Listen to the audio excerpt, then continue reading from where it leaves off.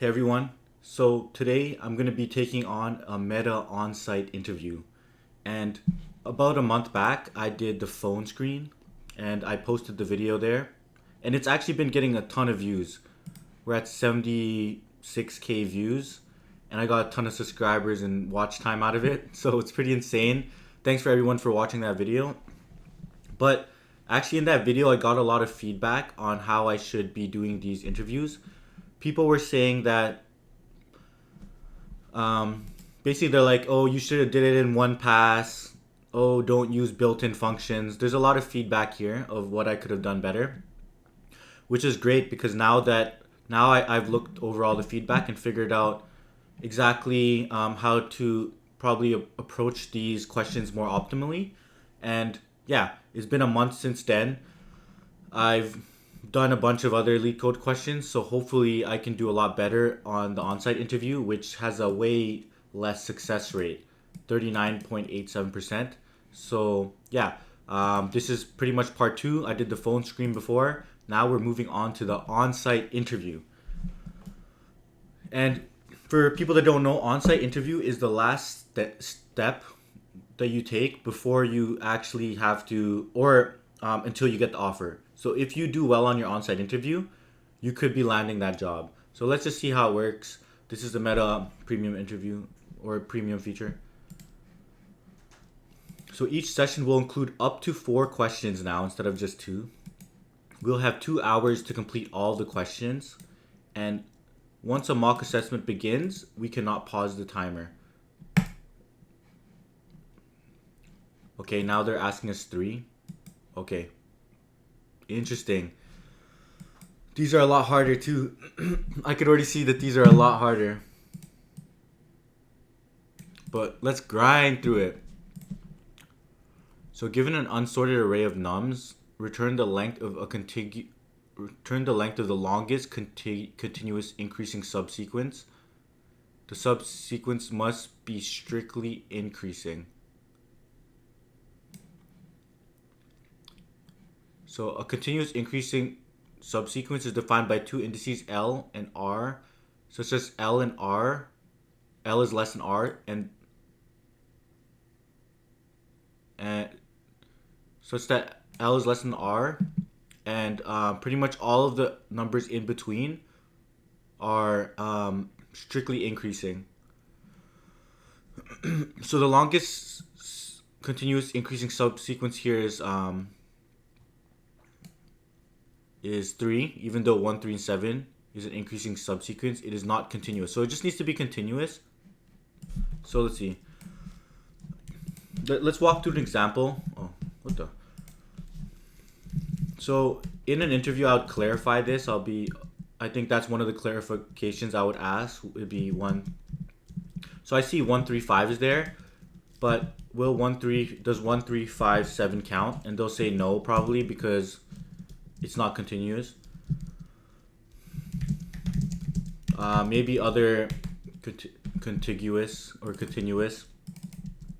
Maybe other clarifying questions would be, can we expect a well-formatted array? Is it just going to be integers?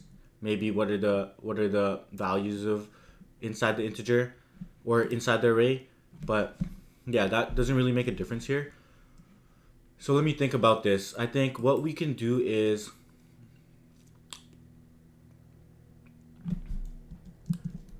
pretty much we can store a max sum or a result,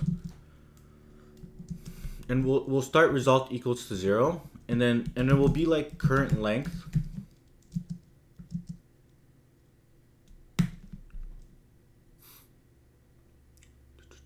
We'll say current length. And then we'll go right here.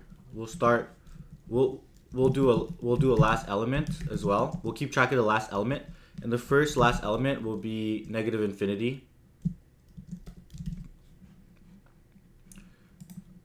And what we can do is we just do one pass from left to right. If pretty much what we're gonna do is we're gonna keep updating our result, but we're gonna say, is my element greater than the last element we saw?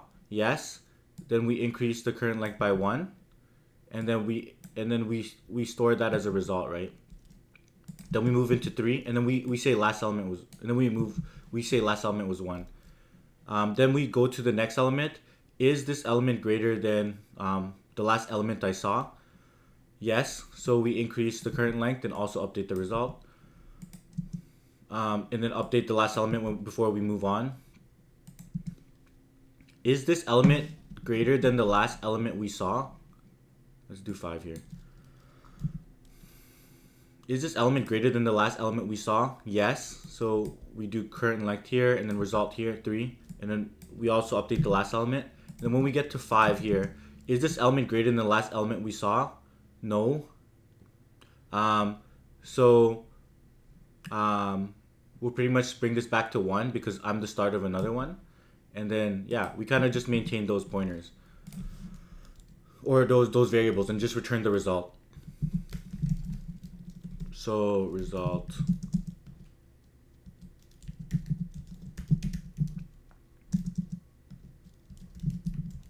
last value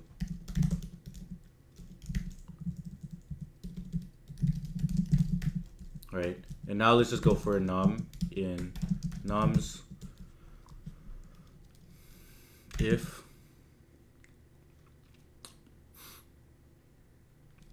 so what we're gonna do is if we're looking at 1, right? So pretend we start again. If we're at 1, if the number is greater, if the num is greater than the last val, say current length plus equals 1, else set the current length back to 0.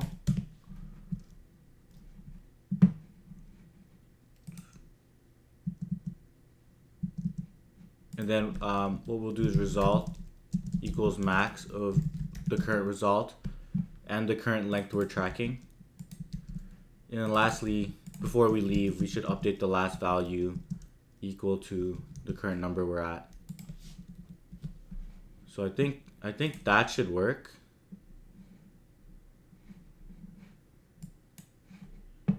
What? Expected. Okay, let's look at this result.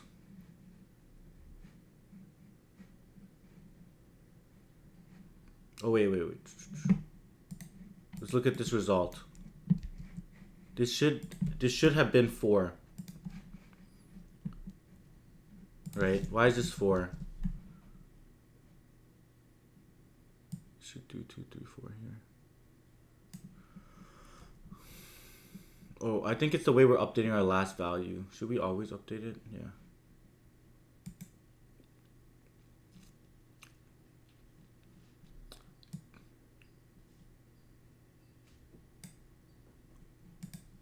So we're returning 3 here. Result. So let's walk through this code. So we have a result. We set these values. So we need to do a dry run. So pretty much result is equal to 0.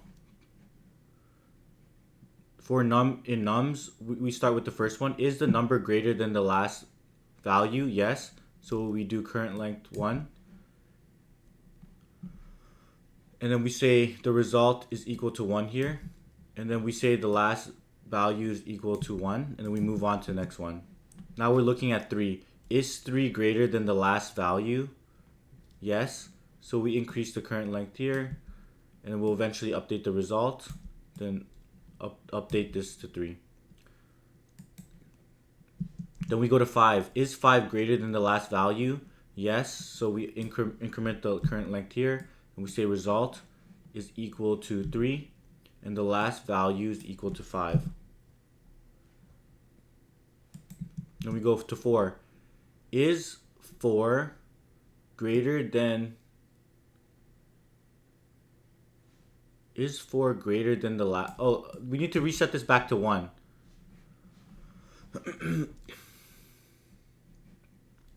Because it could actually be the start of a new one. Okay, that's kind of what I had wrong there, and we caught that with the dry run. Awesome. That's why you dry run your code. And that's kind of how you would dry run your code in an interview. Okay. An integer is called arithmetic if it consists of at least 3 elements and if the difference between any 2 consecutive elements is the same. 1, 3.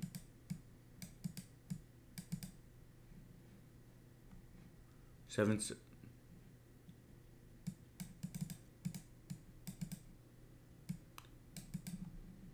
At least 3 elements.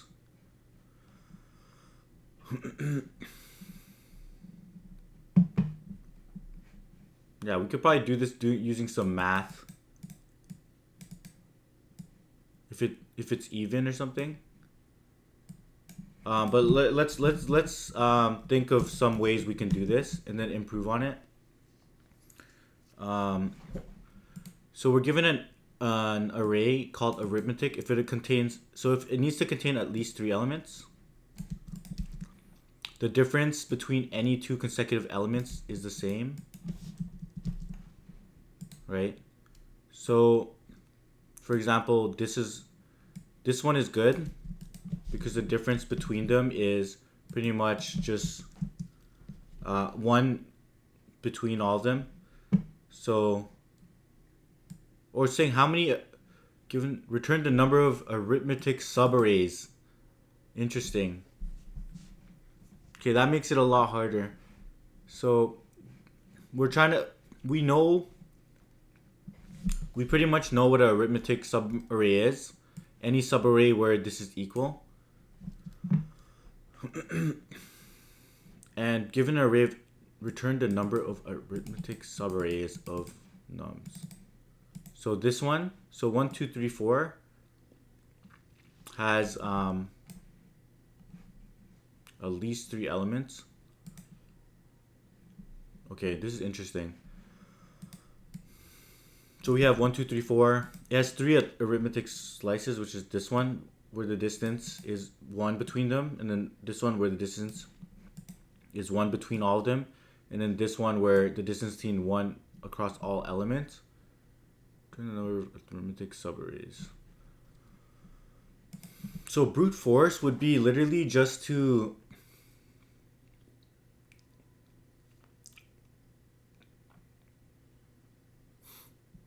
the brute force solution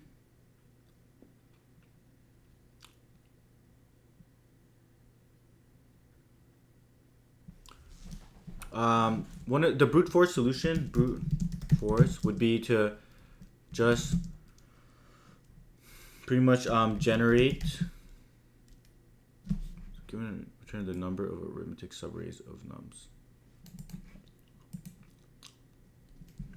Generate all possible subarrays.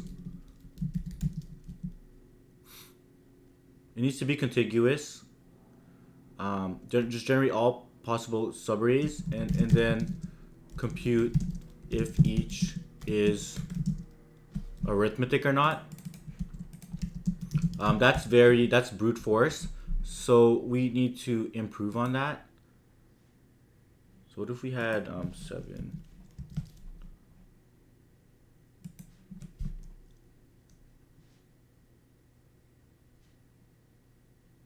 Seven, 5. So this is an arithmetic too.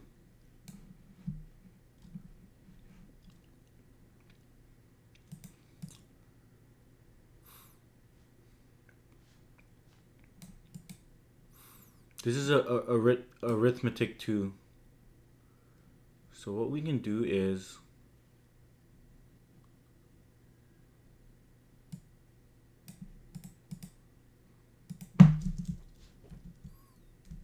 I think we can do a sliding window approach where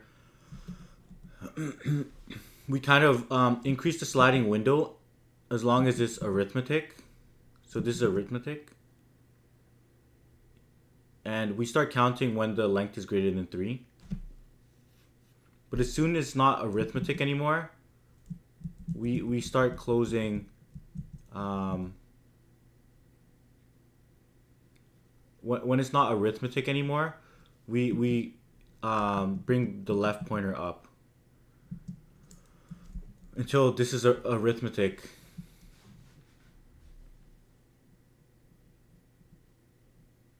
Yeah. And then now we just increase this and then we'll count.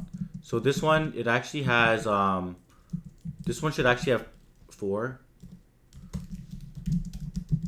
Should have 4. So we have to do a sliding window. I think a sliding window approach is going to work here. Let's see what this expects. I think it expects 4.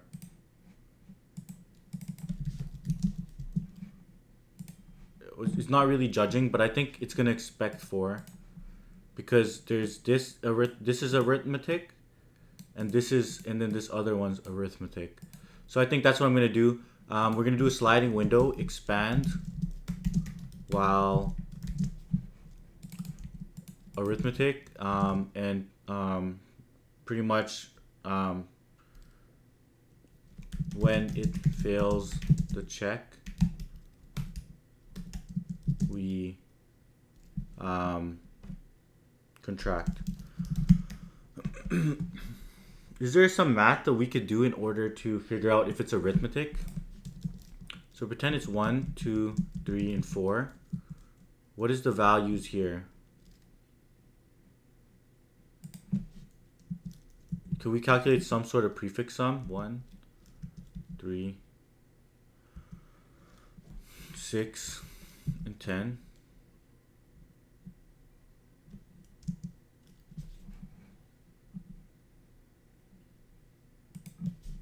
10 divided by the length of 4 is equal to 2. So I think if we could divide it evenly with no integers, if we could divide it evenly, yeah, if we could divide it with no remainder,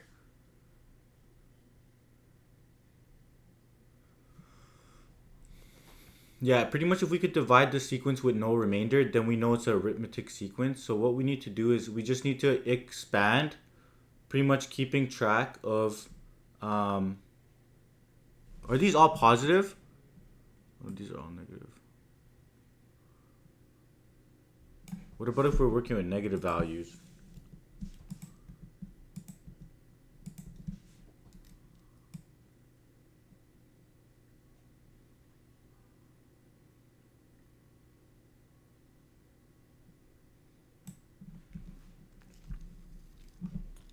Let's see.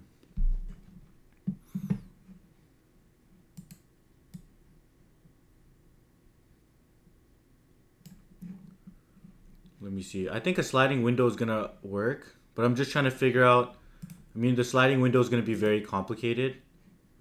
But then we have negative 1 here, right?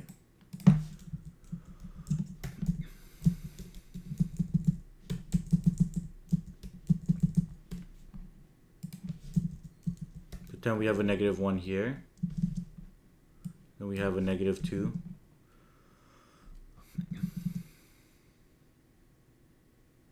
What we should do is we start from 1, and then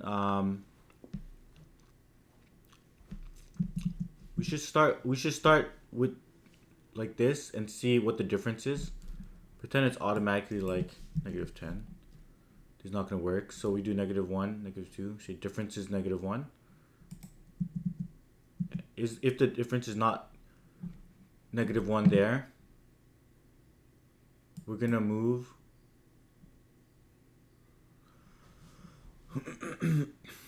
We're going to move this left pointer all the way up. So I think we just need to find contiguous sequences. I think it's pretty much as simple as finding all the contiguous sequences of yeah, we just need to keep track of all the contiguous sequences of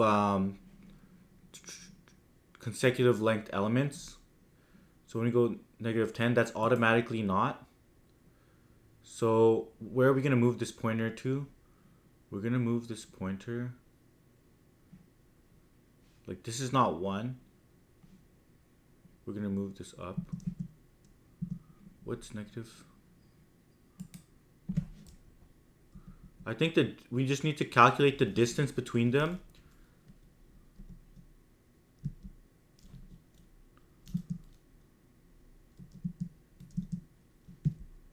What's the difference between these? Negative 10 minus negative 2 equals... I think we just need to calculate distance between 2 points.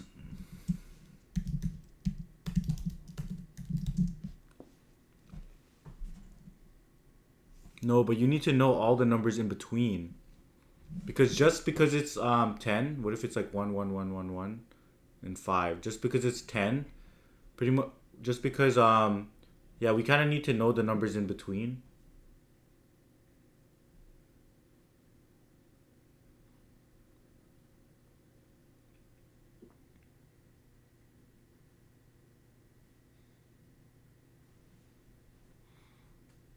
Let's think about this a little bit more. Let's do... Okay, how are we gonna... Negative 1.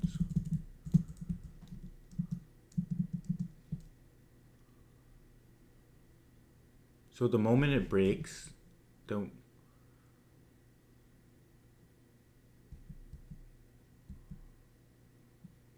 See. Because what if we want...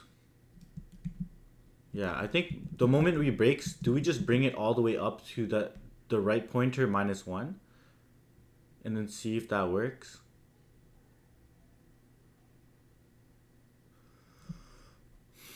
Yeah, I think we can do that. We start the left pointer and the right pointer like this. We move it up. We figure out what the difference is, and then we move it up until that breaks. And when that breaks, we set the left pointer to the right pointer minus 1. And then we try to expand from there. This has a difference of 8. Of minus 8, so the next one should be negative 18.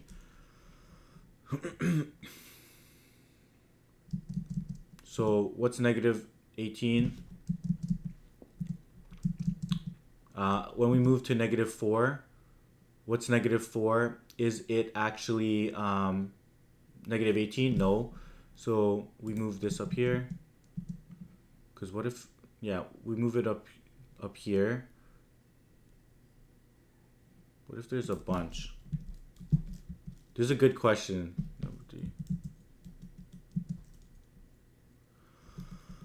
What if there's a bunch here, negative 10, and then we see that there's a difference there, so we already calculated the difference there, and then where do we move this up to?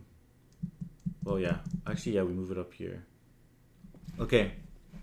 I think what we have to do is just like a sliding window and actually store the result as well. So we have a result. What's the third question? Is it just as hard?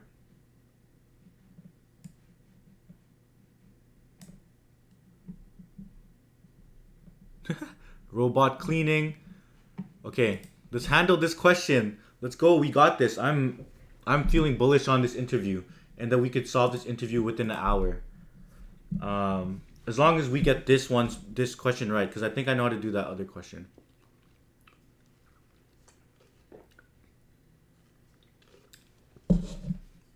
Drinking my coffee.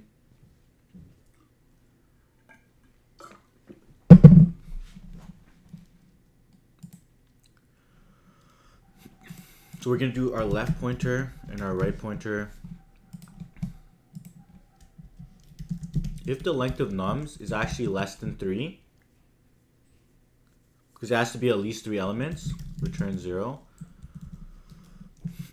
Left equals 0, right equals 1. And then we'll say while the right is less than the length of nums, what we're going to do is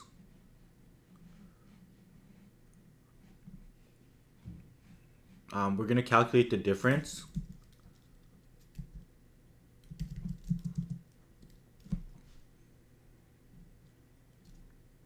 We're going to do nums at right minus nums at left. And then what we're going to do is we're going to let's work with this example.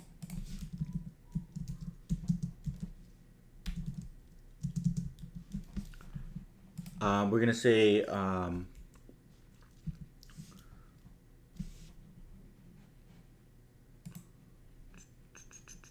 what we're gonna say is the current length is right. What we're gonna try to do is, what if we're at the end though? We're gonna do right plus equals 1.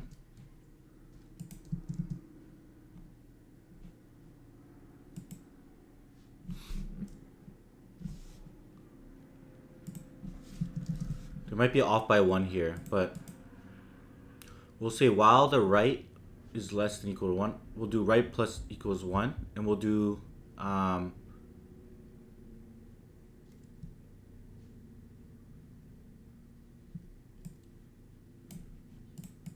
we'll do here. We'll increase the right, and what's the expected value here? Expected value is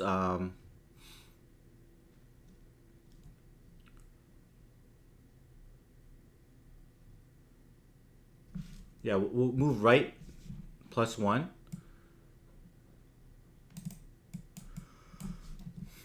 Then we'll say while the left pointer is less than the right pointer, and because we said we're going to contract it if it's not the right value, and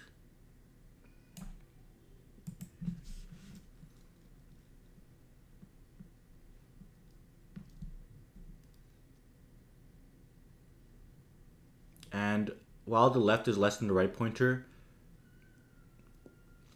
and nums at right is actually less, is not equal to nums right. So if because what the difference is should be 1. So if the current value is not equal to, if I took the one to my left and added the difference, then we're gonna contract it.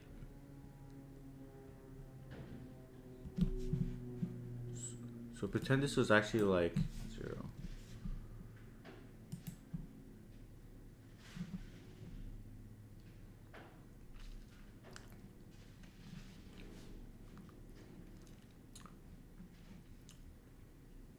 Oh no, we'll say if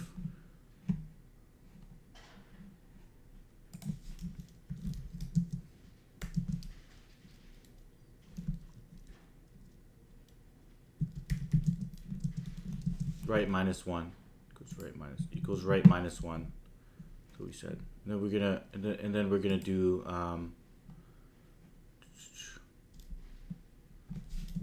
if right minus left is, so what is this? 0, 1, 2. 2 minus 1. 2 minus 1 equals 1. So we have to do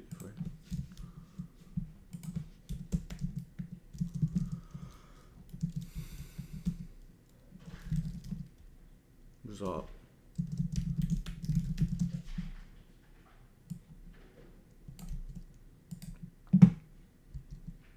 Because what if we have 3 here?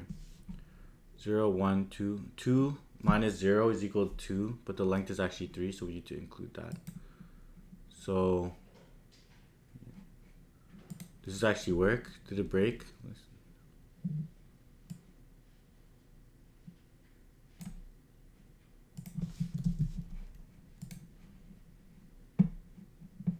That returned 4. Okay, expected. I just ran that literally just for fun. Just like that was a Hail Mary. Let's see if the Chiefs win the Super Bowl this year. Let's do.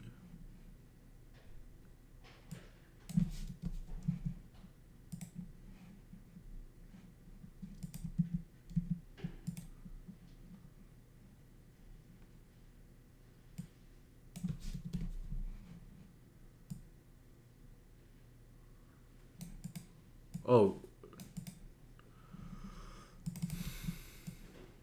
what am I doing? We're not storing a max.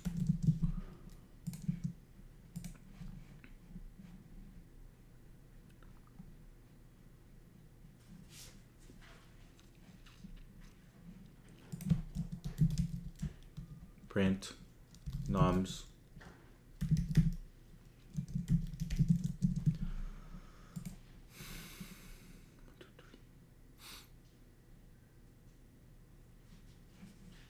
Okay, 1, 2, 3.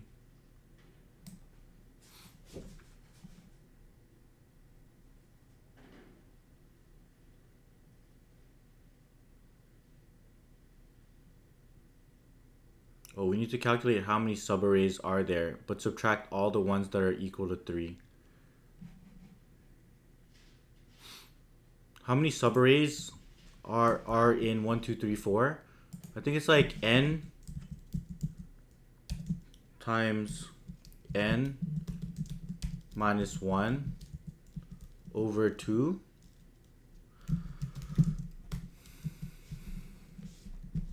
So if I have 1, 2, 3, 4, 4,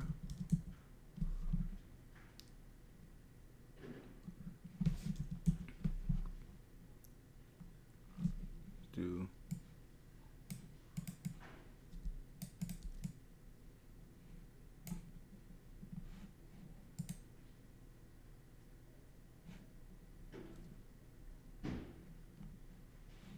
wait.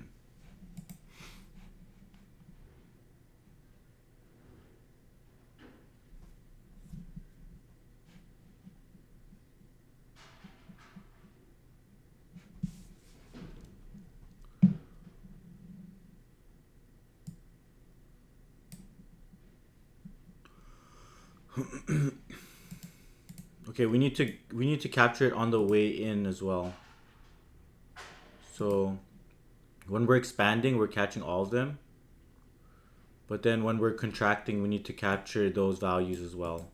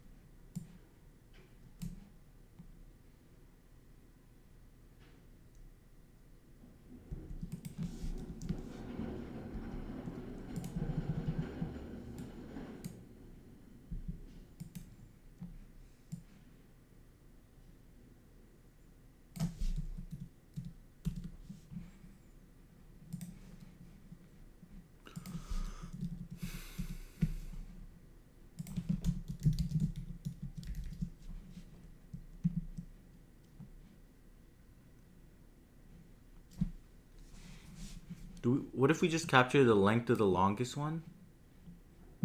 And then calculate the number of subarrays in there? So let's reverse. And then minus out the ones that are 1 and 2.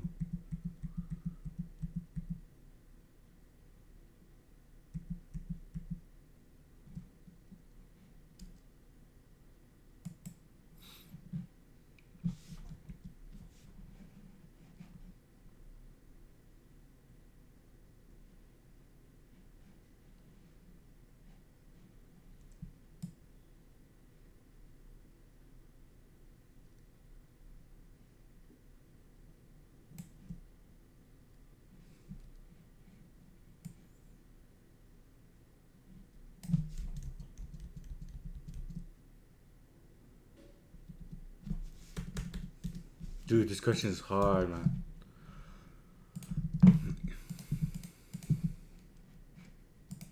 Should just count output 1, 2, 3, 4.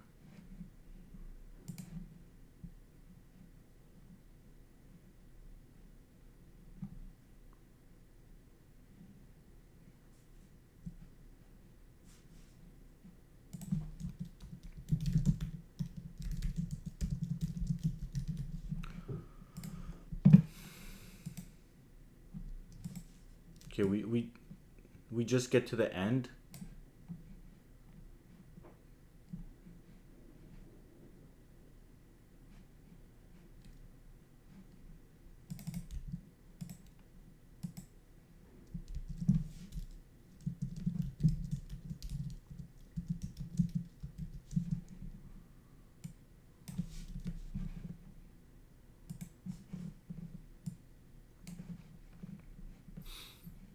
do a bet. Let's do this example.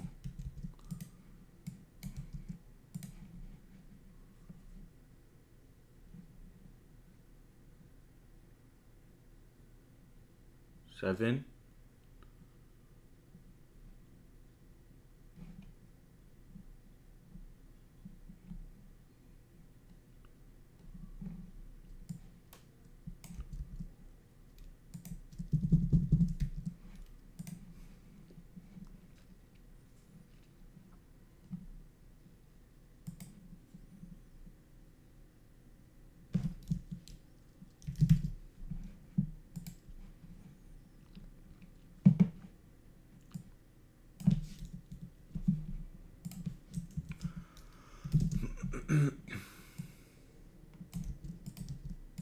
If the right is not equal to the length of nums.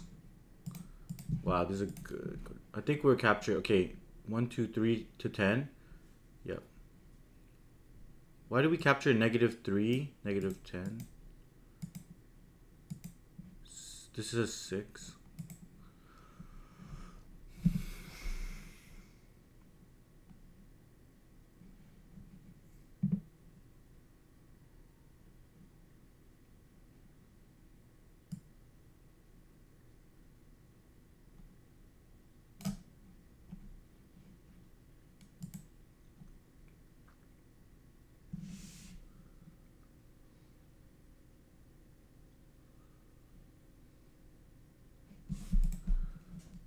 Let's do.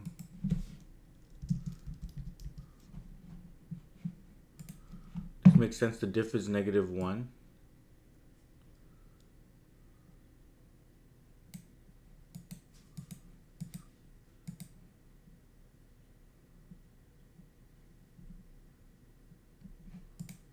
Maybe we don't capture the right integer there.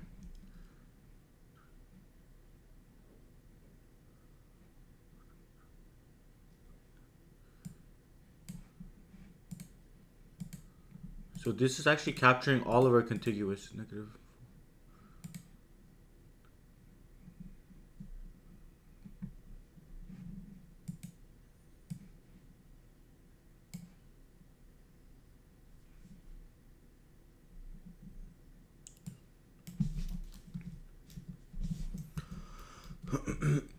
Okay, how many subarrays are there? There's like a 2 to times. So what if we have 2 times 1?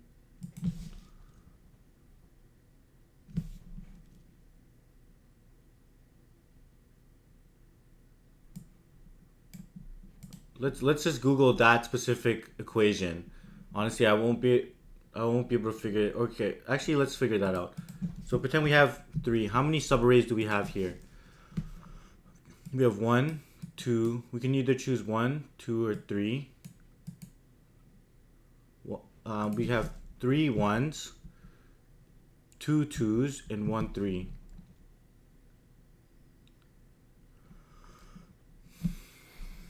It's like a summation up to that length.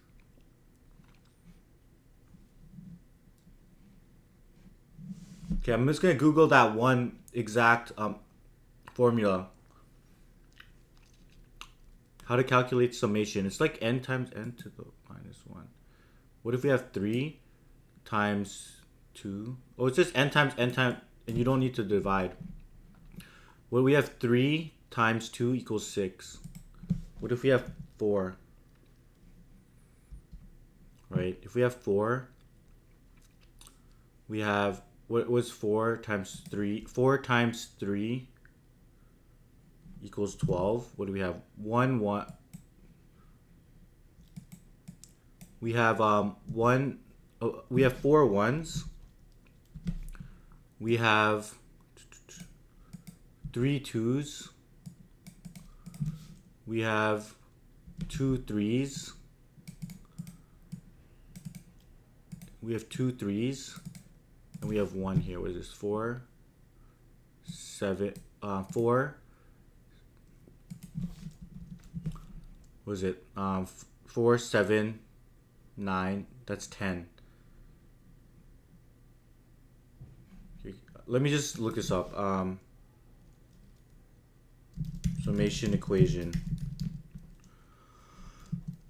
in Python.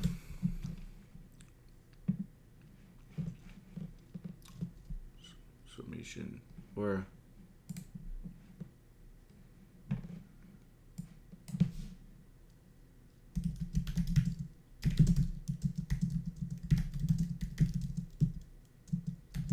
it's like calculate. Yeah, what? This is what I did before.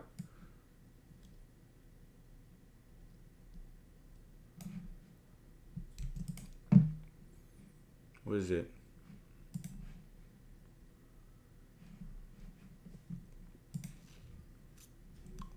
One, two.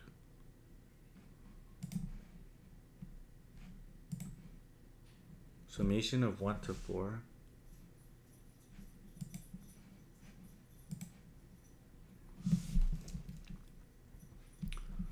One, two.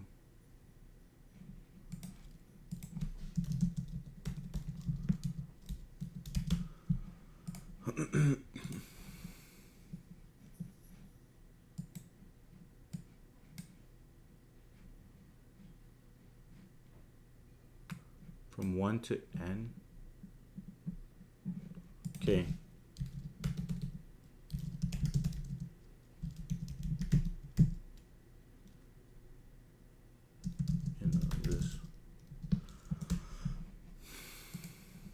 How do you calculate this?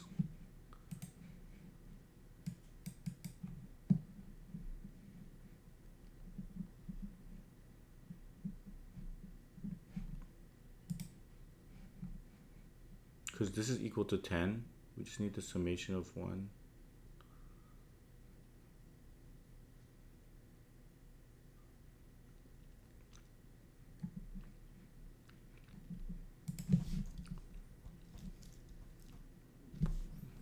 One. So pretend our list is 4. Like we know our list is 4. I'm trying to see. Dude, this is simple math.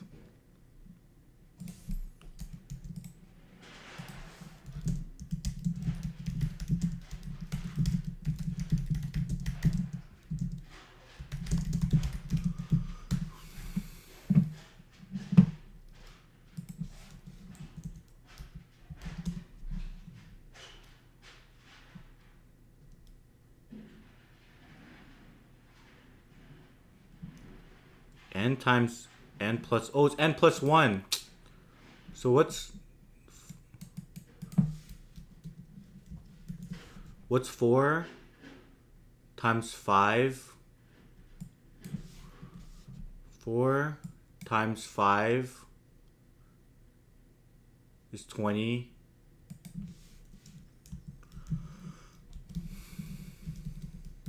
Holy crap, simple math. Kids do.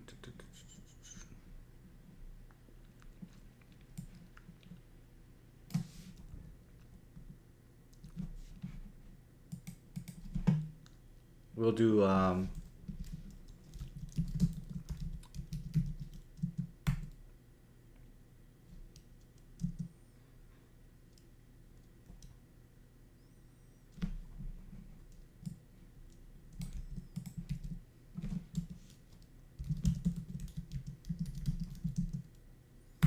num subarrays equals current length times current length plus 1.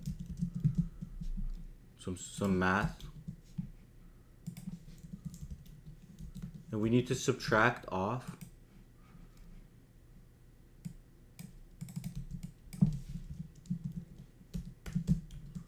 the number of subarrays you can generate if we use 2.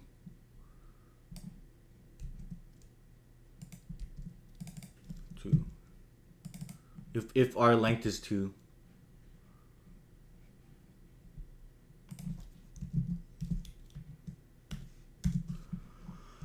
Holy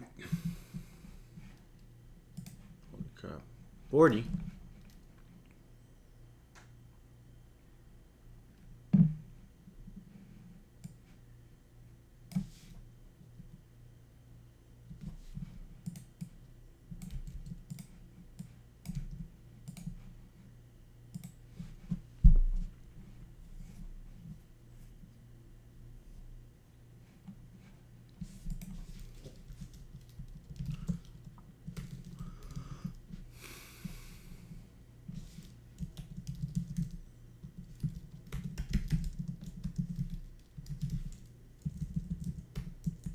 to right.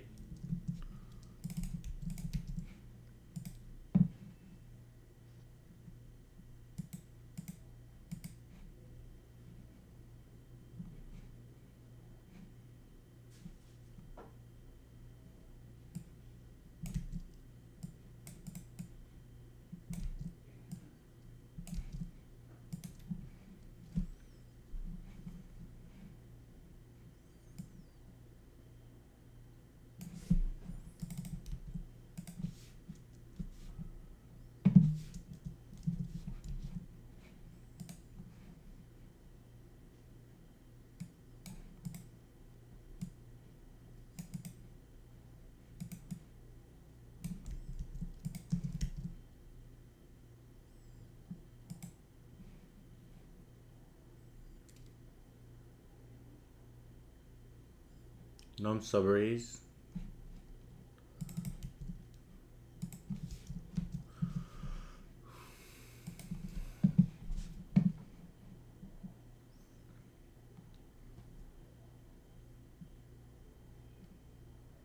How many can we subtract away? How many 2s are gonna be there?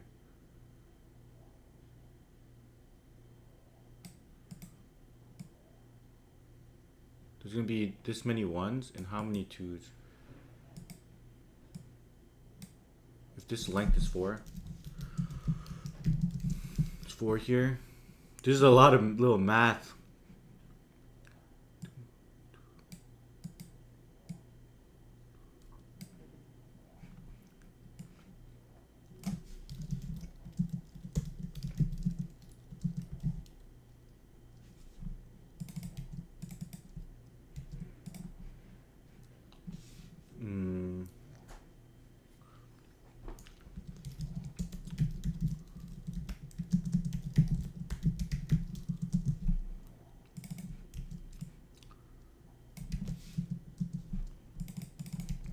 Minus num 2s.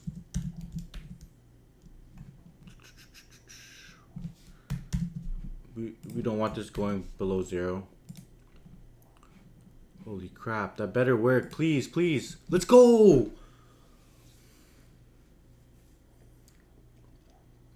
Okay, we still have an hour 13 left. Okay, I explained that one bad, but sometimes you just have to grind. 30 minutes for that question. Bro, that was a hard question.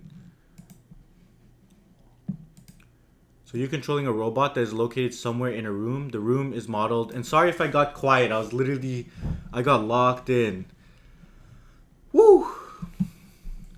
So you're controlling a robot that is located somewhere in a room. The room is modeled as an M by N grid, where 0 and 1 represents an empty slot. The robot starts at an unknown location in the room that is guaranteed to be empty, and you do not have access to the grid, but you can move to the robot using the given API.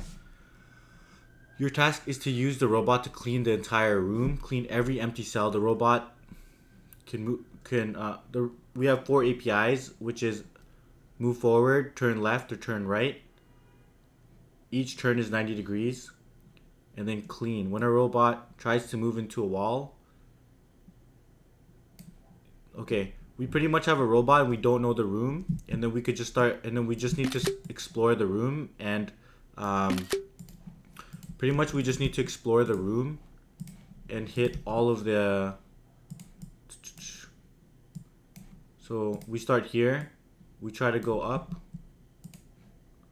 we'll hit a wall.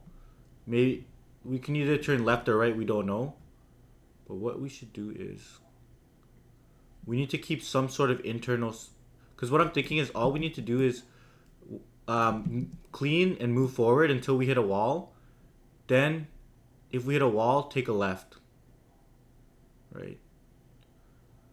Then we hit another wall, turn again 90 degrees.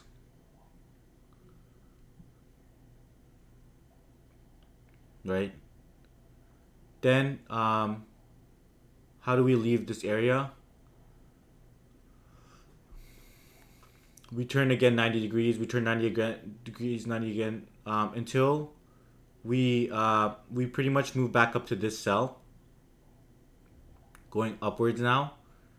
And if we follow this path, we're gonna end up where we were before. So what if we just like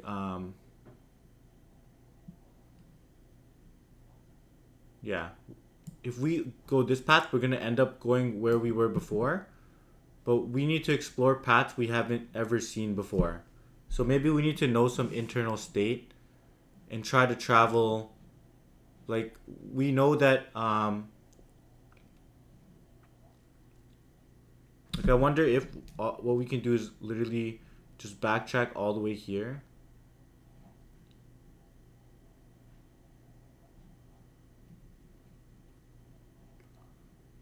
Or pretty much what we do is backtrack and then position our robot facing the way we were before, and then continue the process. Because I think we just need to let the robot explore. When it hits a wall, it's gonna turn back. Pretty much when it turns back, we don't want it to go all the way back, right? Like we don't want it to go exactly where it came from, because then it's gonna try this, then it's gonna try this, then it might miss this cell. So what we can do is pretty much make the robot explore,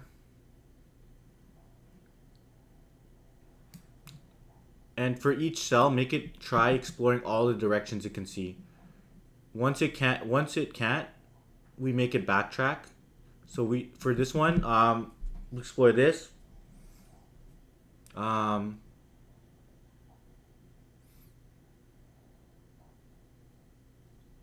when we hit a wall and we can't move, what we should do is let's say this is a robot and it's facing this way.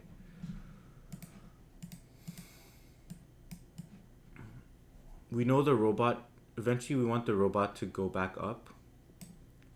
And we want to try all three directions. We want to try all four directions for each spot. Even here, when you get here. We want the robot to go back here and then try this direction. But first it's going to hit this wall, then try this direction. It's going to go all the way.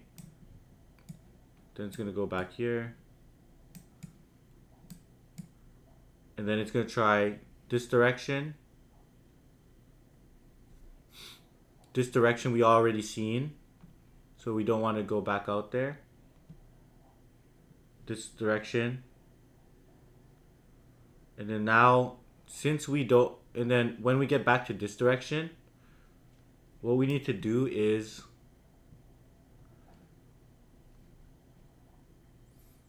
make it just go back a cell. How do we make it go back a cell after? What are our APIs?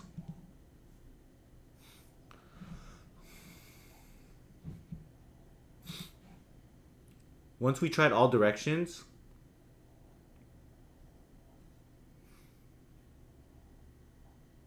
we need to make it go exactly where it came from. So turn it right 90 degrees, and then go back, and then turn it back 90 degrees as well. And depending on how many, and then we have an internal map of where it's tried, of how many turns it has. Just pretend it already turned, we already tried turning once.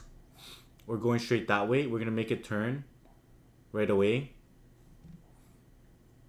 Pretend we already tried making it, yeah, pretend it looked right first.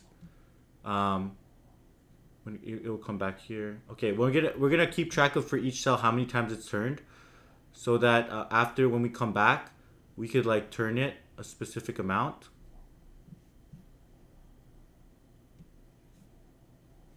Or pretty much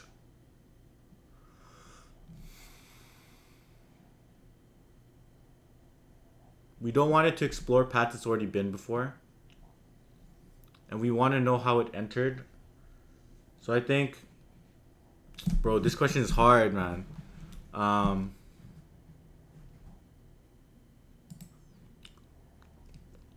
I think we're getting in the right path here, though.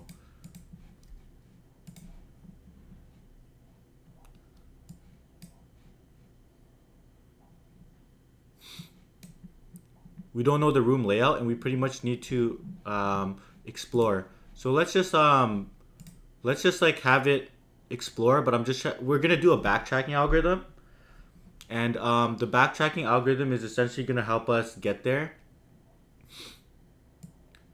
But we just need to figure out how to backtrack.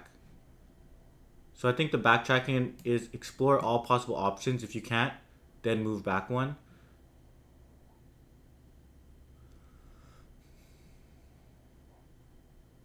So I think the algorithm, we're going to do some sort of backtracking.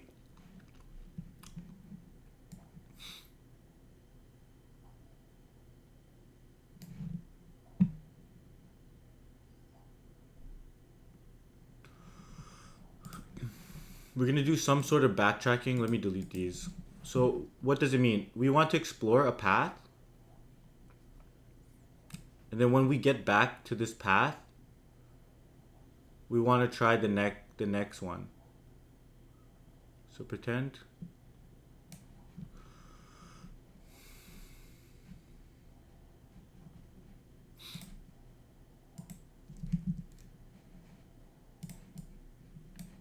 So pretend the robot was here. Pretend the robot was here, and there's actually a wall right here. So it's gonna try. It's not gonna move. So what it's gonna do is it's blocked. So we try the next position.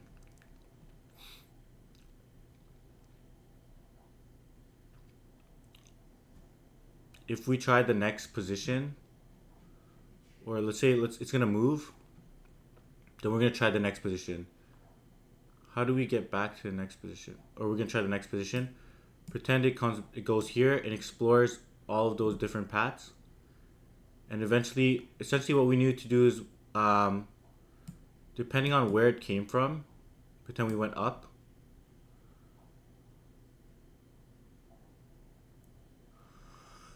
We just need to reposition it again when it goes down, so it can try the other neighbors. Because backtracking algorithm is pretty much like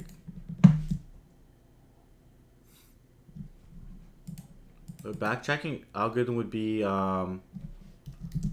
like four directions. Try those directions, and then when you come back, or it's pretty much brute forcing all the different directions.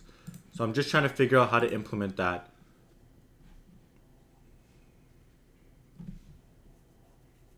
Do we do this recursively?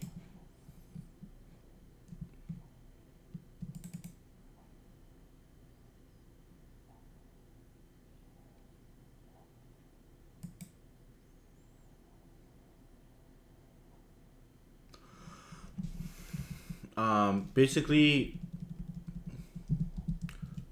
what backtracking algorithm is, try something, backtrack,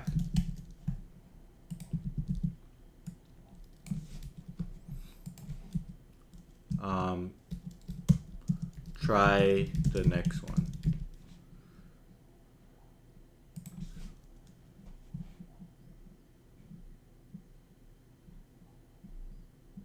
So what we're gonna do is, and then we're also gonna keep track of our internal state.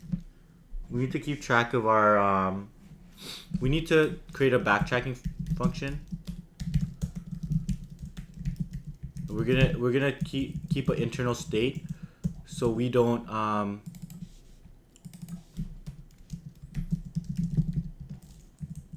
so what it's gonna do is gonna try something, and back so it's gonna try moving in all four directions. So how do we do that? How can we see if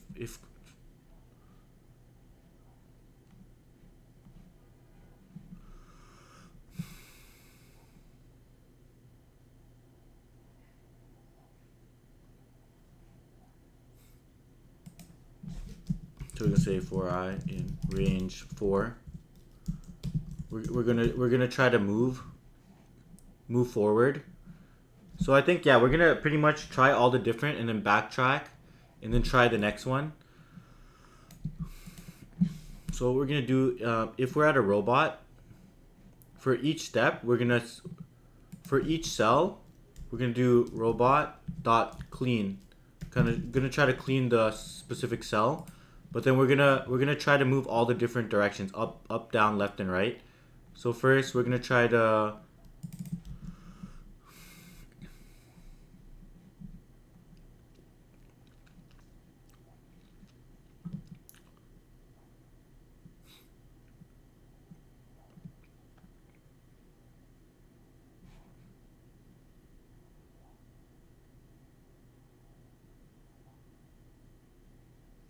try this. If we're gonna turn it left and try to move it, then we just need to keep track of the direction that we entered this cell at, so we can figure out where the robot is pointing.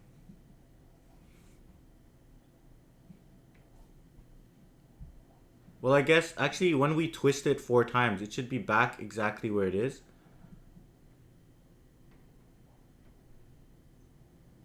So when we exit,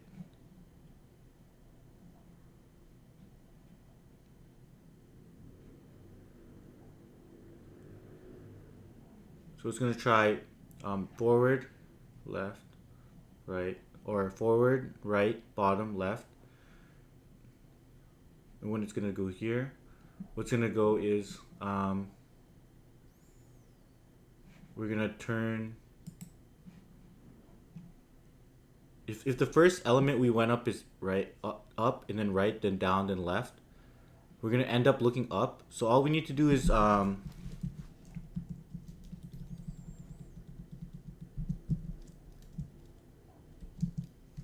turn twice,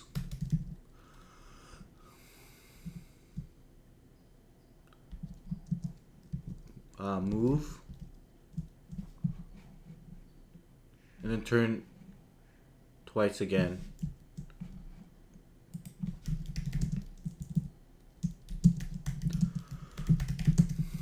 Holy crap.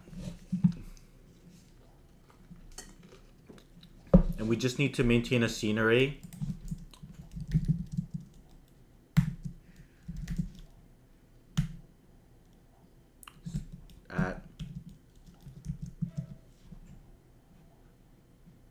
And so we're going to keep track of the robot, the current row, and the current column.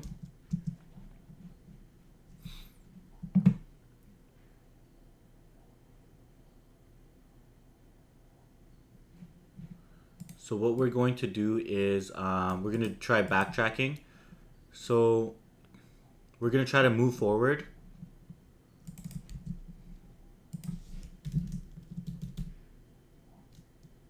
If all the different directions.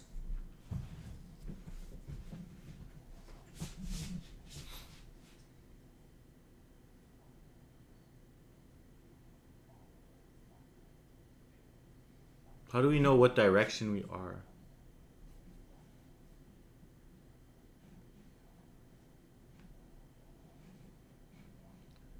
Okay, it all depends. Because we're keeping some sort of internal state, so we need to know what values we're visiting. So we need a direction. Do we need... So we're facing up right away? Is that what it says?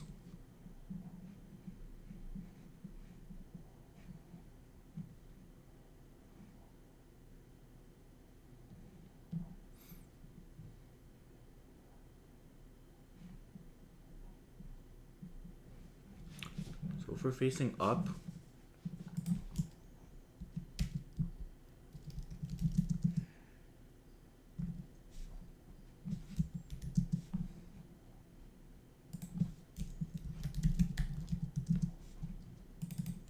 so if the direction equals up,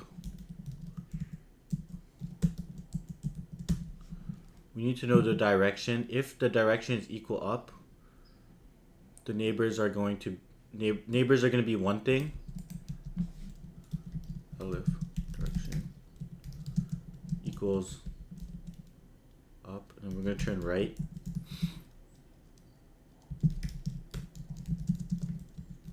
Aleph direction equals left. Nabes is another thing. Else.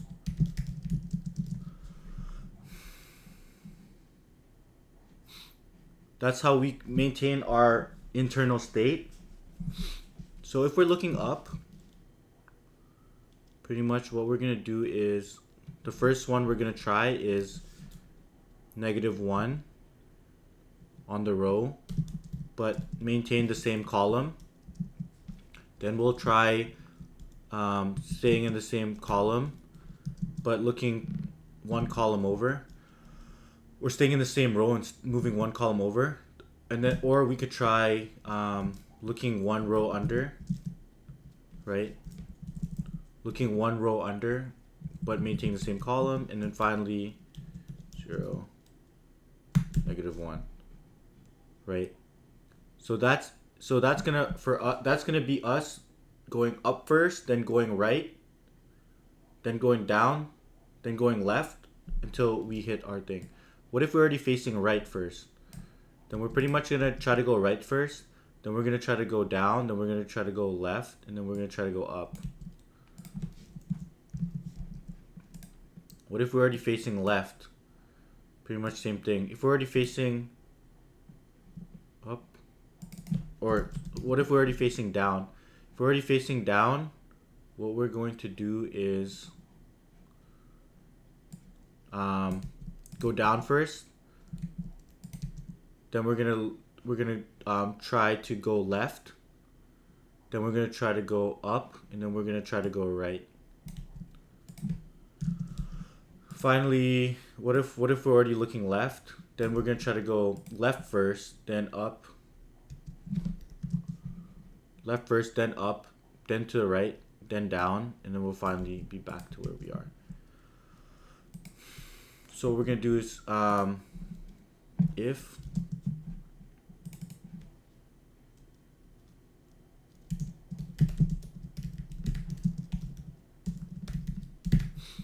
so we have in the neighbors,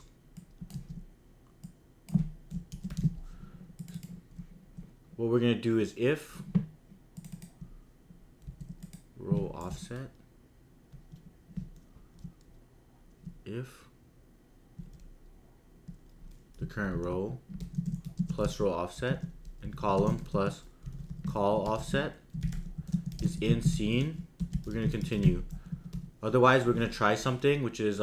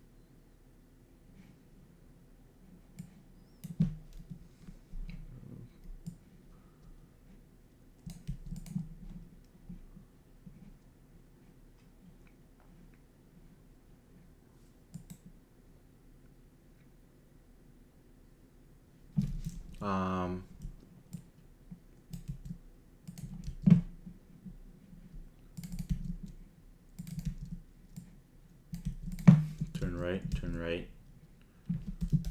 Dude, there's like some Roomba stuff. Move, turn right.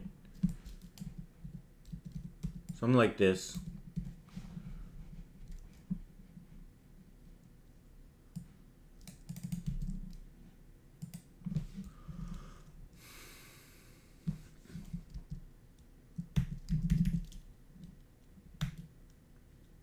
Scene.add.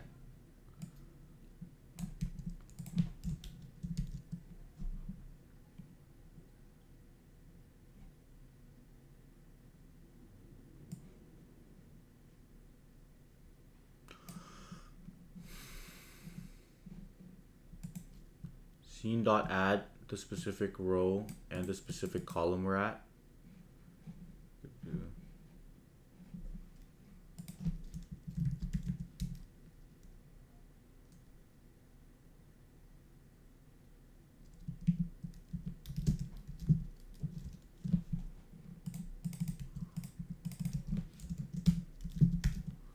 If we could actually move that way, we'll do backtrack.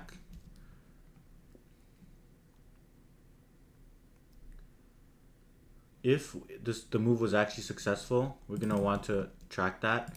So say robot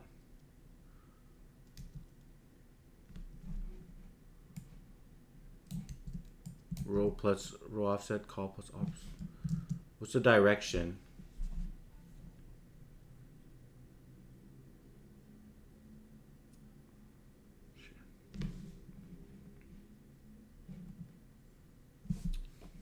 We're gonna have to store the direction.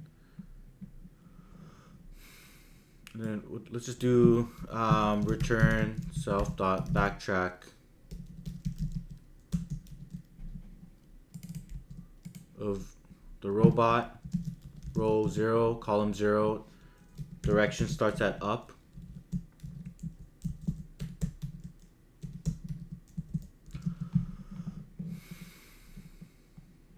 Direction starts at up,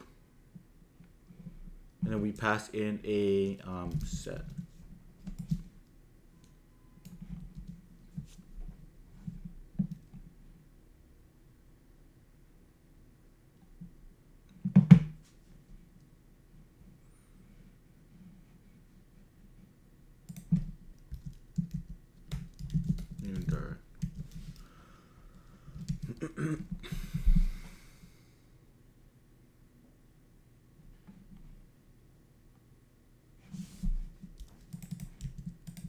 New direction here.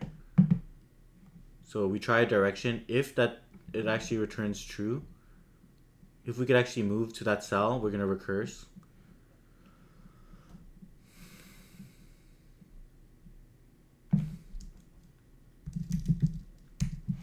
How much to hour 13? Otherwise, we try that way, and then eventually it's gonna we try that way. It's gonna try all the directions, and it's gonna turn back, move forward to us, and then it's gonna bring us back to exactly where we came from. And now we just need to store directions here.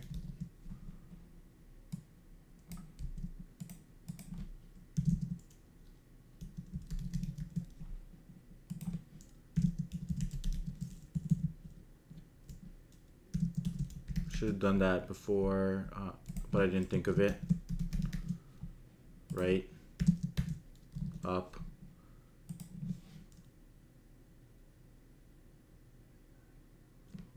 right, up, right, down, left.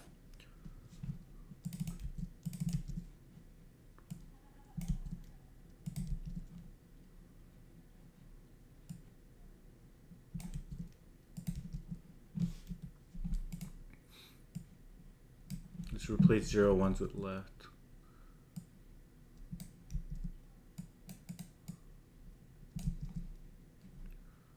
Ups.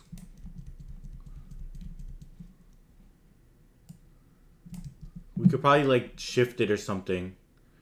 This is way terrible, but I just want to get this working, and then we could clean it after.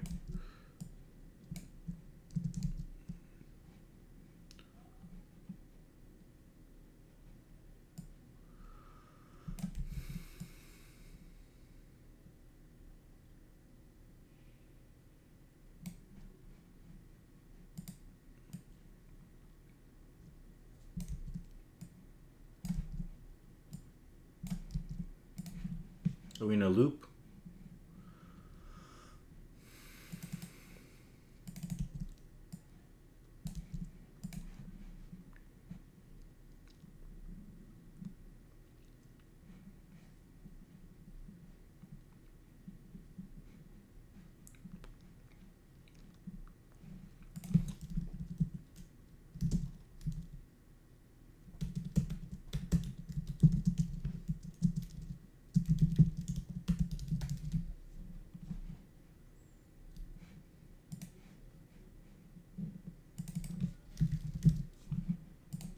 Are we getting maximum recursion depth?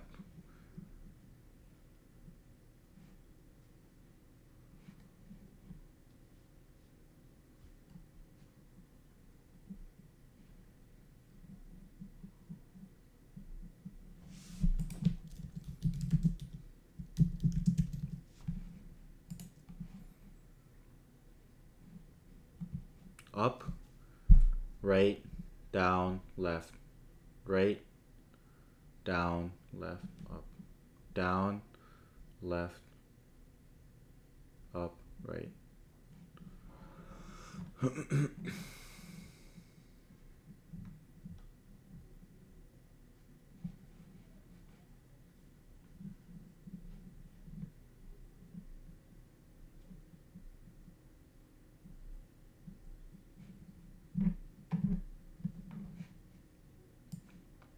How do you get to negative 30, so?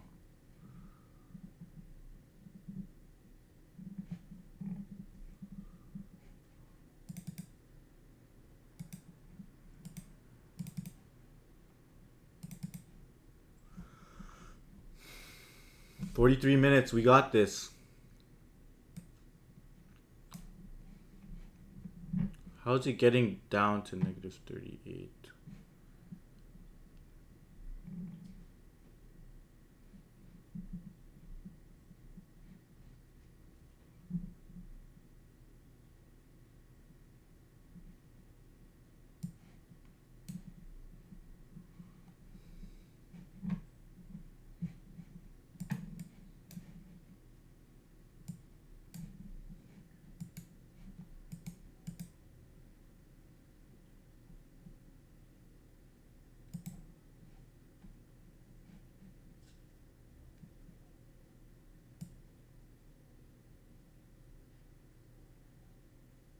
Negative 1, 0.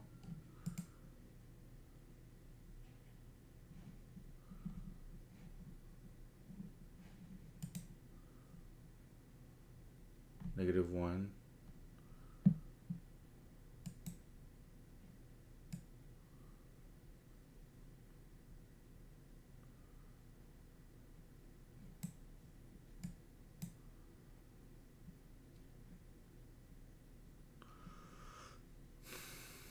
Oh, this is going far.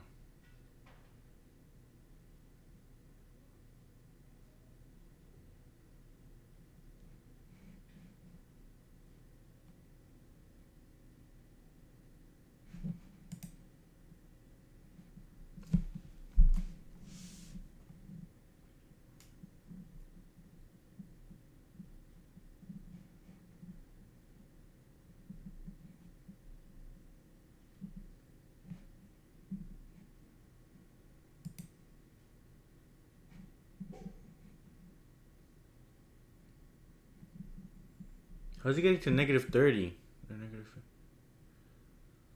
We're not returning back properly.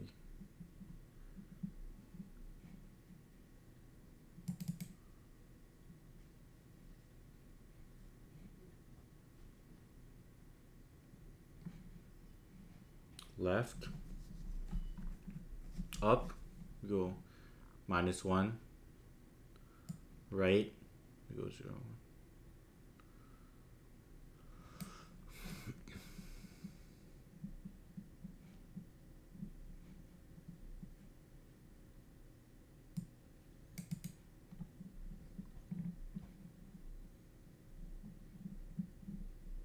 So we start up.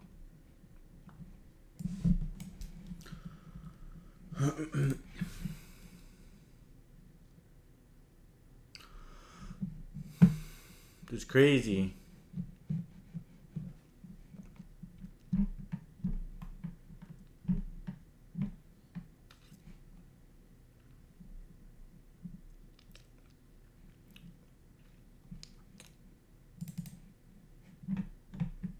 I think it's exploring properly at first. Starts at 0, 0.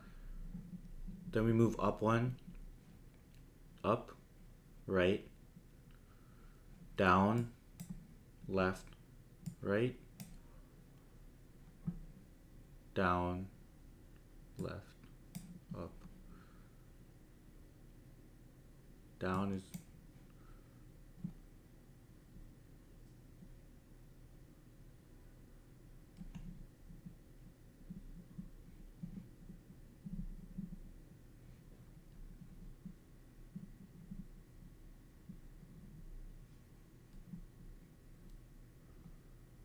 moving down. How do I move left? Up is -1. Right. Okay. Up, right, down. If I'm moving left, left is -1. Up is -1. Right. Okay, that's all working.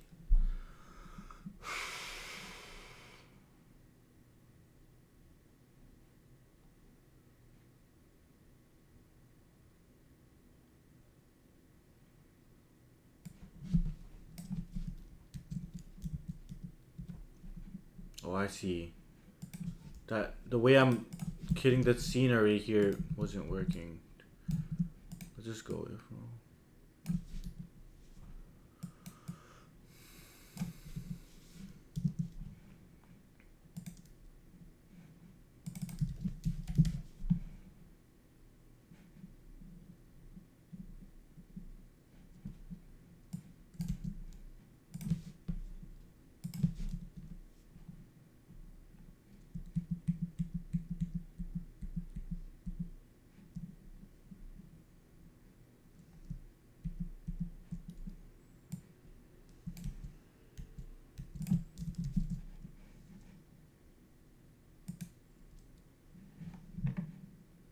Let's go.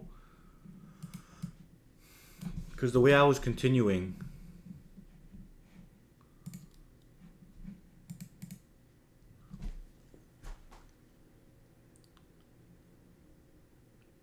Let's go. This is going up right away. Finish the screen. Oh, that was a hard question. Okay, let's see. I'm gonna pause and we'll see how like the score I get generated here. Yo, I'm so happy about that. Let's see. So these were our results from the interview.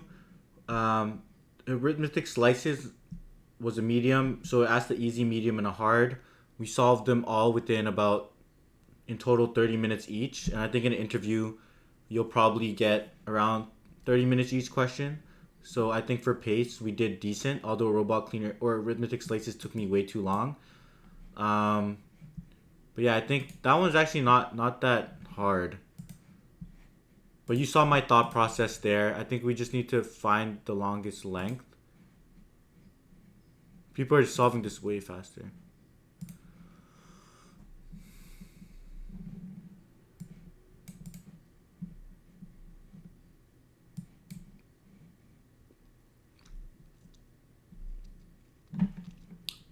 I don't even know how people are solving that. But yeah, we beat 60% of all users. So not the best, but it's not bad because we still finished.